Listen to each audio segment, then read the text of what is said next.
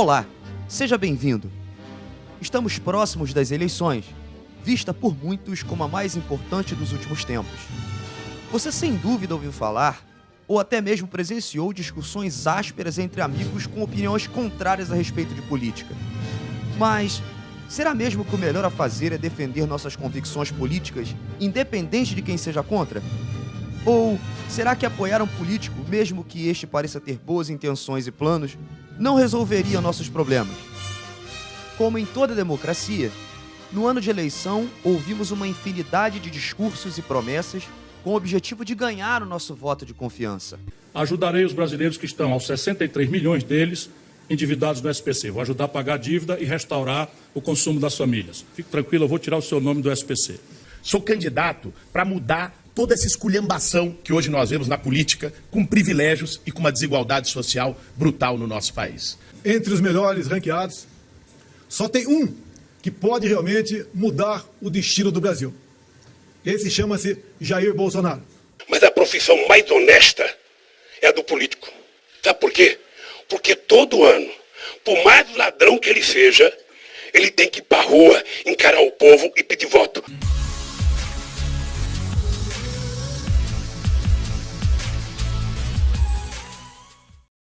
No meio de tantas promessas, você pode até se sentir confiante em eleger um candidato que seja responsável, que tenha boas ideias e seja até honesto.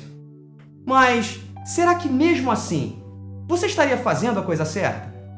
A verdade é que desde o princípio, o homem tem dominado o homem para o seu próprio prejuízo. Você já parou para se perguntar quem governa realmente esse mundo? Existem várias teorias da conspiração. Illuminatis, Rockefellers, Nova Ordem Mundial. Mas de fato, quem governa realmente esse mundo? João 5,19 faz uma revelação alarmante. Sabemos que somos de Deus e que o mundo inteiro jaz no maligno. Mas o que o texto de João tem a ver com o nosso voto? Vamos analisar desde o início para saber como esse texto nos afeta hoje. Muito antes do primeiro homem e da terra serem criados, a Bíblia relata que já existiam criaturas espirituais. Jesus Cristo foi a primeira criatura criada por Deus e através dele toda a criação foi feita. Quando o primeiro casal humano habitava o Jardim do Éden, eles viviam sob o domínio das leis de Deus e eram governados por ele. Tinham saúde e corpo perfeito e não morriam. Em Gênesis capítulo 2, versículos 16 e 17, Deus deu uma ordem simples ao primeiro casal humano. E o Senhor Deus lhe deu esta ordem: de toda a árvore do jardim comerás livremente, mas da árvore do conhecimento do bem e do mal não comerás, porque no dia em que dela comeres, certamente morrerás. Deus fez toda a sua obra de forma exemplar, mas ele não criou robôs. Ele deu livre-arbítrio para que humanos e anjos pudessem escolher livremente entre o amar ou o desapontar. Por isso que o que parecia ser tão simples acabou causando todos os problemas que passamos hoje. Um anjo se rebelou contra a vontade do Criador e resolveu tentar desencaminhar a humanidade a fim de provar que o modo de Deus governar não era o melhor. Ele chama Deus de mentiroso quando diz a Eva: então a serpente disse à mulher: é certo que não morrereis, porque Deus sabe que no dia em que dele comerdes, se vos abrirão os olhos e, como Deus, sereis conhecedores do bem e do mal. O final dessa trágica história todos nós já conhecemos.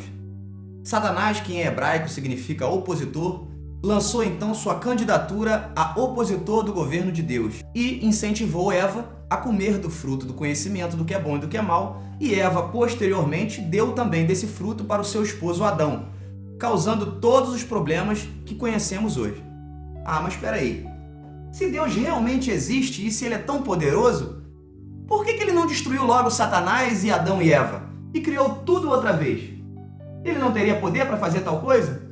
Mas se ele fizesse, o que aconteceria? Acompanhe comigo essa ilustração. Imagine um professor explicando aos alunos como resolver um problema difícil. Certo aluno esperto, porém rebelde, afirma que a explicação do professor está errada.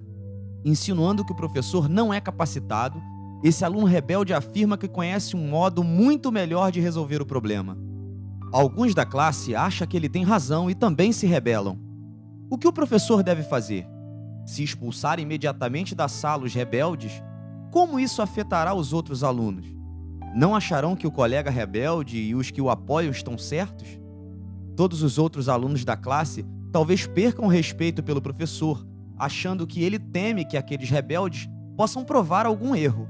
Em vez disso, o professor decide deixar que o rebelde mostre à classe como resolver o problema. E foi exatamente isso que Deus fez. Se ele o destruísse, o que pensariam os outros anjos que estavam assistindo a tudo? Sabemos que outros anjos que a Bíblia chama de demônios também apoiaram a causa e se rebelaram. Assim como o sábio professor, Deus entregou o giz a Satanás e ele tem governado o mundo desde então. Dá para entender agora porque Deus, sendo mesmo tão poderoso, ele permite o sofrimento. Se ele se intrometesse, não seria o mesmo que apoiar o governo injusto de Satanás e fazer oposição ao seu próprio governo e ainda se assumir mentiroso? Afinal, não importa em quem nós votaremos para nos representar em governos humanos. Eles sempre estarão debaixo do governo injusto de Satanás e, por mais bem-intencionado que sejam, não terão poder nem força o suficiente para lutar contra ele. Muito pelo contrário, a grande maioria se corrompe pelo poder, pela fama que toda carreira política proporciona. Mas espera aí, se eu não votar, o que eu faço? Todos nós somos testemunhas que o atual governo não é o melhor para nós.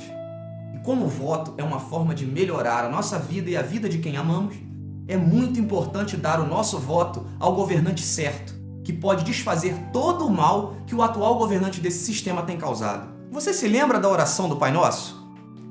Nela existem 7 pedidos.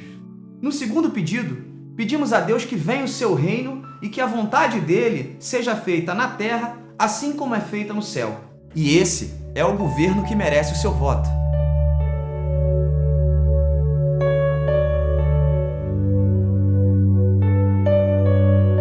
Gostou do vídeo? Curta, compartilhe com os amigos, deixe seus comentários e até terça que vem, no próximo O Que Eu Faço?